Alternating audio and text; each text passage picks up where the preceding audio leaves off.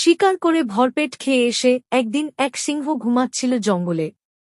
একটা ছোট্ট ইঁদুর খেলতে খেলতে হঠাৎ সিংহের গায়ের সাথে ধাক্কা খেল।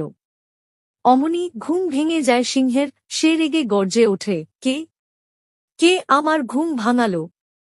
ইঁদুর কাঁপতে কাঁপতে বলল, মাফ করে দিন রাজা মশাই, আমি বুঝতে পারিনি, আমাকে ক্ষমা করে দিন। সিংহ হেসে বলল, এত ছোট্ট তুই তুই কি বা করতে পারবি? যা, চলে যা। কিছুদিন পর সিংহ বনে হেঁটে বেড়াচ্ছিল। হঠাৎ এক শিকারীর জালে আটকা পড়ে সিংহটি আর রাগে গর্জন করতে করতে বনের সবার কাছে সাহায্য চাইতে থাকে। তখন সেই গর্জন শুনে ছোট্ট ইঁদুরটা ছুটে আসে সিংহের কাছে। তারপর সে বলল, চিন্তা করবেন না রাজামশাই, আমি আপনাকে সাহায্য করছি। ইঁদুর তার ছোট ছোট দাঁত দিয়ে জাল কেটে ফেলে আর সিংহকে মুক্ত করে দেয়। সাথে সাথে তারা দুজন সেই জায়গা দ্রুত ত্যাগ করল। দূরে এসে হাঁপাতে হাঁপাতে সিংহ অবাক হয়ে বলল, তুই আমার প্রাণ বাঁচিয়েছিস।